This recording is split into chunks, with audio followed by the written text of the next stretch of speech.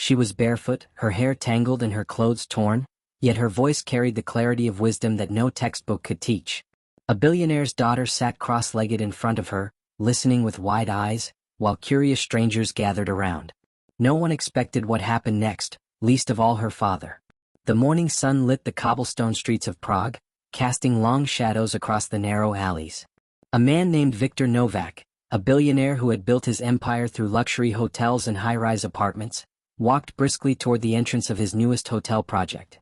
He was used to the city bowing to his presence, used to people lowering their voices and watching him with awe. He liked it that way. Victor was a man who believed in control.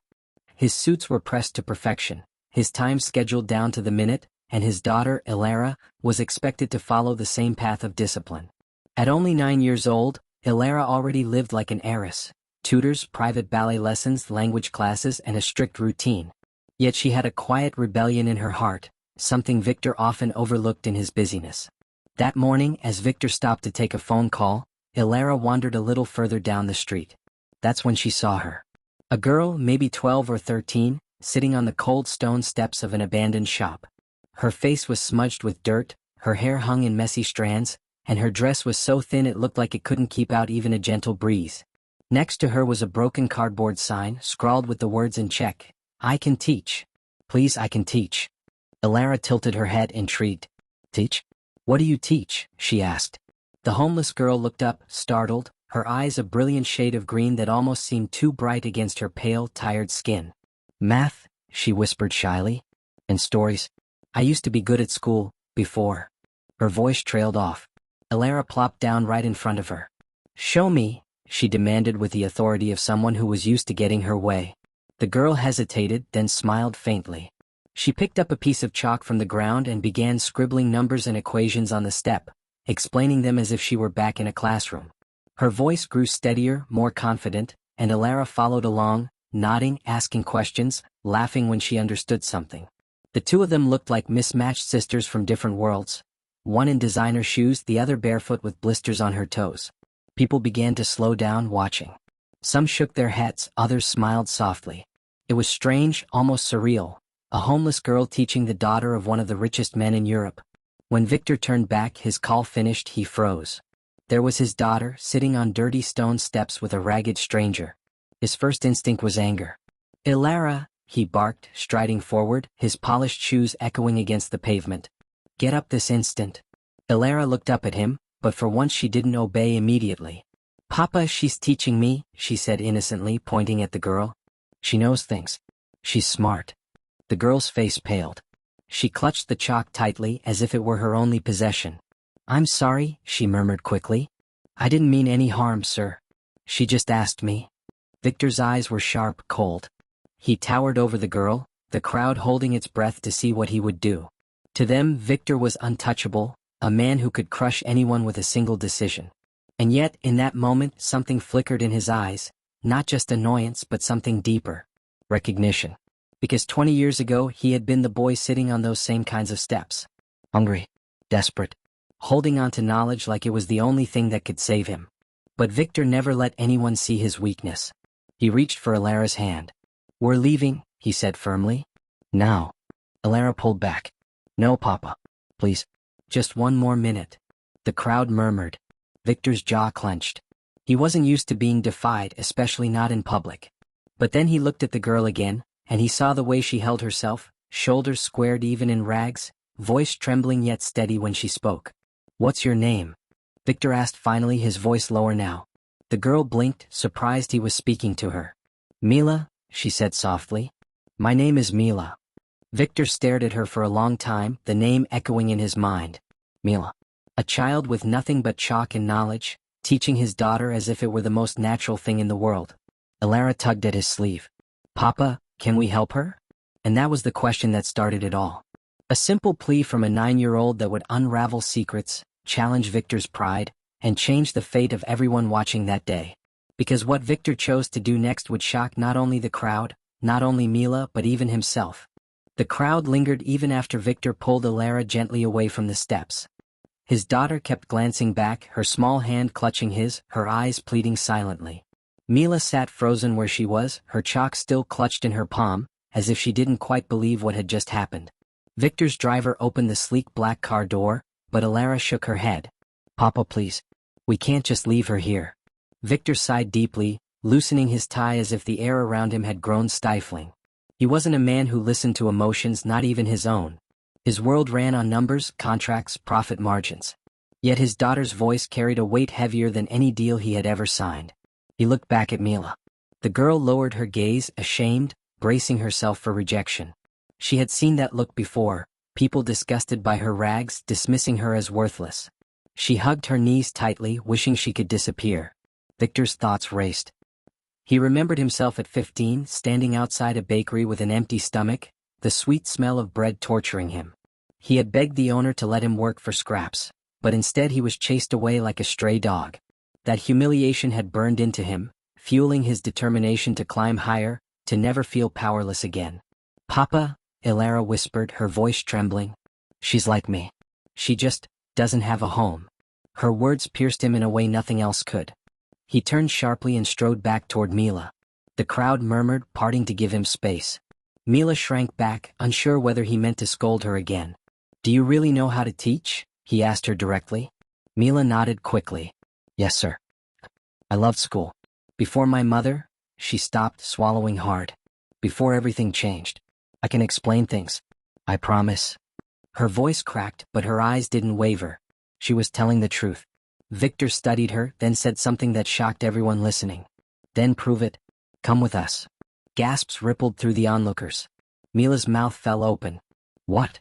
"You'll come," Victor repeated. "For now. You'll show me what you can do."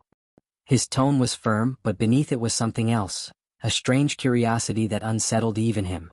Mila hesitated. This was dangerous, wasn't it? People like him didn't invite people like her anywhere.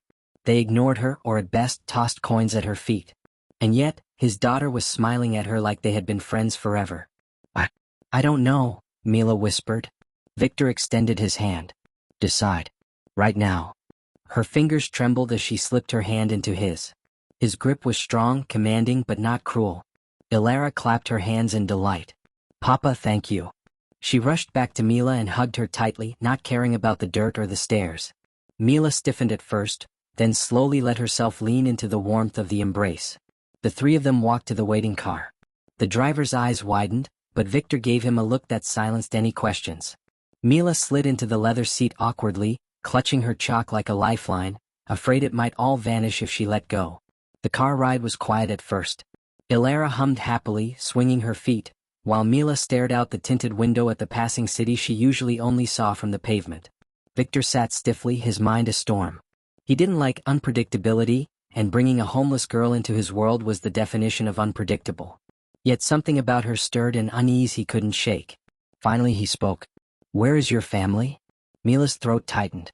She didn't want to answer, but the truth slipped out. "My mother died last winter. My father left before that. I've been alone."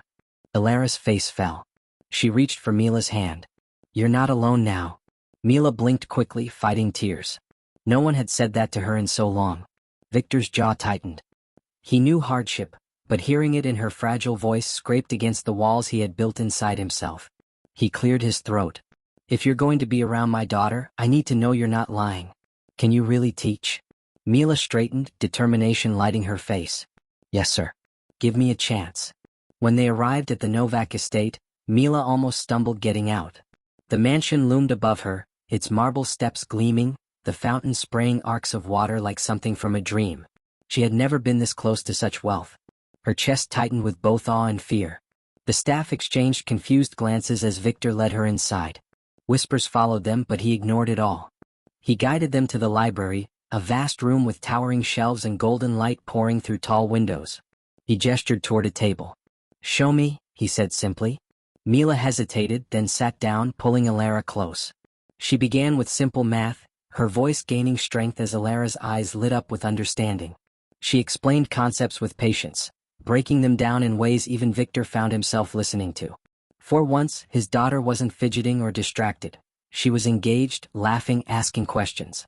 Victor crossed his arms, studying them. He hadn't seen Elara so alive during lessons in months. The tutors he paid a fortune for couldn't hold her attention half this well. And here was a girl with nothing but chalk and a desperate will, doing it effortlessly. When Mila finished, Ilara hugged her again. "See, Papa? She's amazing." Victor didn't answer right away. His thoughts were heavy, tangled. This wasn't supposed to matter. And yet, watching them, something cracked inside him. "You'll stay for dinner?" he said finally. "Then we'll see." Mila's eyes widened. Dinner? In this palace? She didn't belong here. But Ilara squeezed her hand with such joy that Mila couldn't bring herself to refuse. That night, under the glittering chandelier, as silverware clinked and fine dishes were served, the billionaire and the homeless girl sat across from each other, bound by a child's innocent wish. Neither of them knew that this fragile moment was only the beginning of a storm that would shake all their lives to the core. Dinner was unlike anything Mila had ever experienced. The crystal glasses, the polished silverware, the gleaming porcelain plates, it felt like stepping into another world. She sat stiffly, afraid to touch anything, her hands folded in her lap while her stomach growled quietly. The roasted chicken on the platter smelled heavenly, yet she worried one wrong move would expose her as an intruder. Ilara noticed her hesitation. With a small smile, she placed a roll onto Mila's plate. "You have to eat," she whispered. "Papa won't mind." Mila glanced nervously at Victor. He was watching her, his expression unreadable. After a long pause, he gave a slight nod. Only then did Mila pick up her fork, her hands trembling. The first bite was overwhelming. Warmth spread through her body, and her chest tightened with emotion. It had been weeks since she'd eaten anything more than scraps. Tears burned her eyes, but she blinked them back. She didn't want to cry at the table. "Where did you learn to explain things like that?" Victor asked suddenly.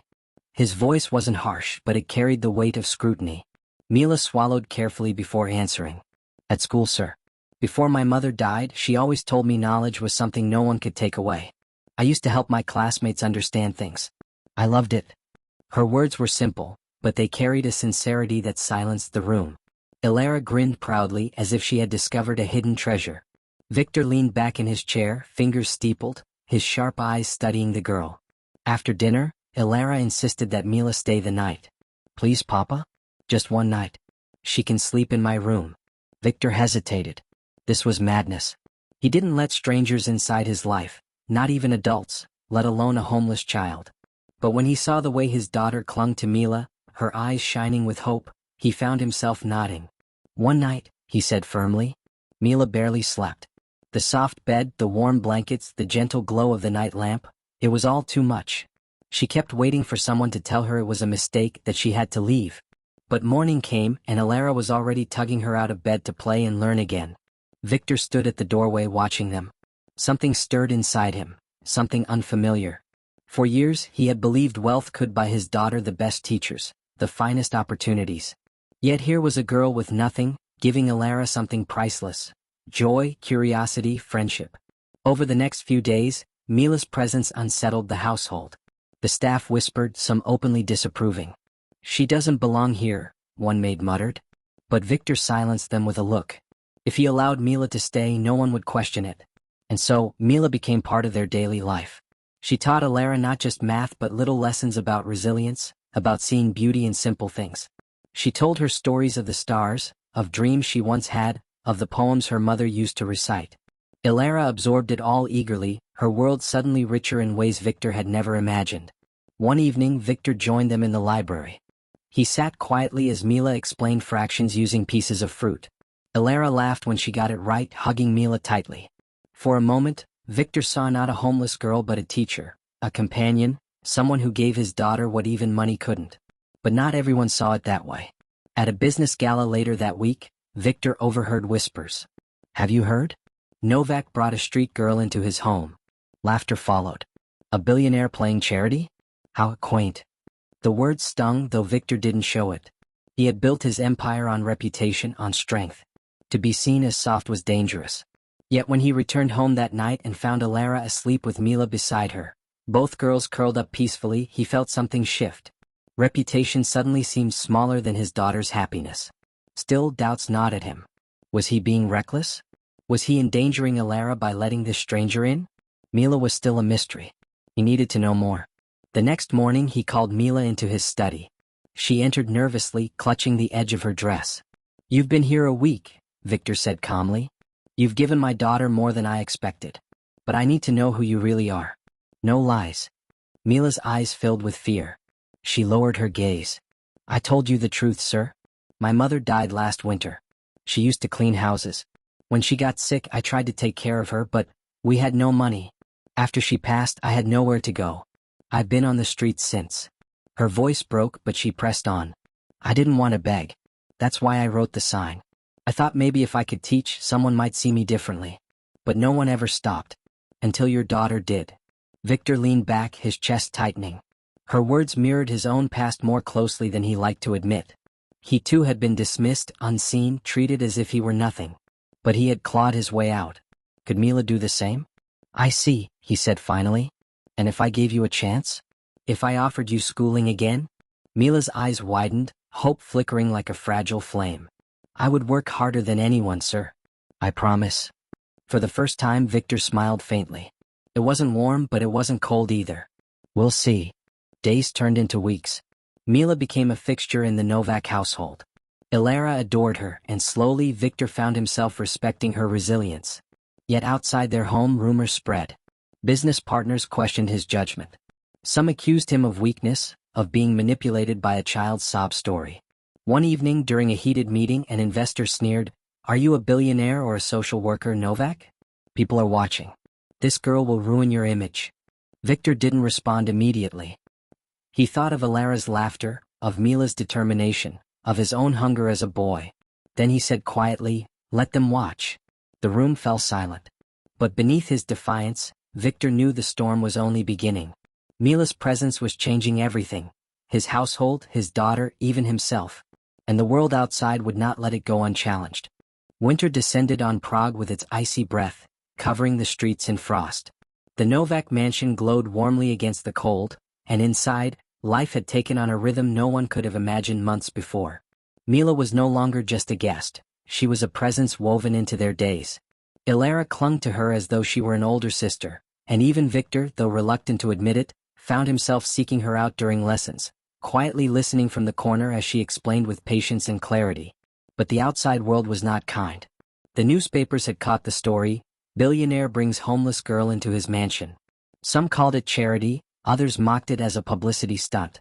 Business rivals smirked at the gossip, whispering about weakness, about distraction. Victor tried to ignore it, but the pressure built.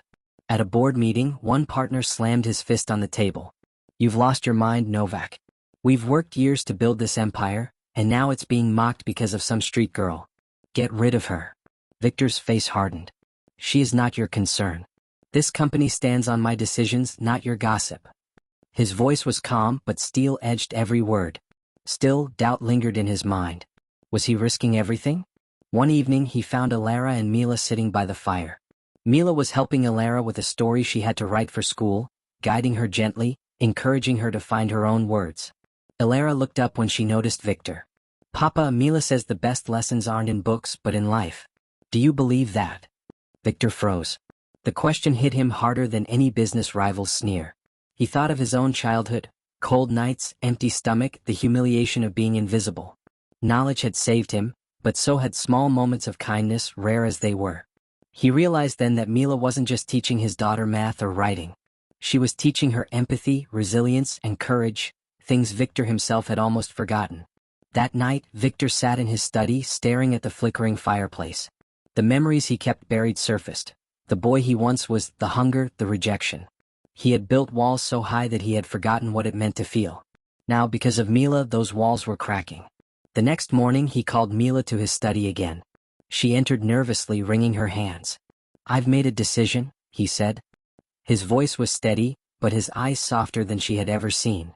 "You will not return to the streets. Not now, not ever. From this day forward, you'll live here as part of this family. You'll go back to school. You'll have everything you need." Mila's lips parted, disbelief flooding her face. "But, sir, I don't belong." "You do," Victor interrupted firmly. "Because my daughter needs you. And because I see myself in you." Tears spilled down Mila's cheeks before she could stop them. She tried to speak, but no words came. Instead, she dropped to her knees, clutching his hand. "Thank you," she whispered, her voice breaking. Ilara burst in, overhearing the last words, and squealed with joy. She hugged Mila tightly. "I told you, Papa. I told you she's family." From that day forward, Mila's life changed. She enrolled in school, excelling quickly with the determination of someone who knew what it meant to lose everything. At home, she continued to teach Alara not because she had to, but because she wanted to. Victor, for the first time in years, felt something unfamiliar yet freeing: peace. He no longer cared about whispers in the business world. Let them mock him. He had found something far more valuable than reputation. He had found his humanity again. Months later, at Alara's school event, Mila stood proudly beside them, her hair brushed neatly, her dress simple but new. Parents whispered, recognizing her as the girl from the tabloids. Some looked down on her, others with curiosity. But when Alara stood on stage and gave a speech about kindness, about how one act of compassion could change lives, every eye turned to Mila. Victor, standing tall in the audience, felt his chest swell with pride. The man who once believed only in control and wealth now understood that true power was not in money, but in lifting others. And so, the billionaire who once walked past beggars without a glance became the man who gave a homeless girl a home, a future, and a family. It shocked his world, it shocked society, but most of all, it shocked him, because he never thought he was capable of such change. As the applause thundered in the hall, Mila caught his eye and smiled. For the first time in years, Victor smiled back. Not the cold smile of a businessman, but the warm, genuine smile of a man who had finally remembered what it meant to be human.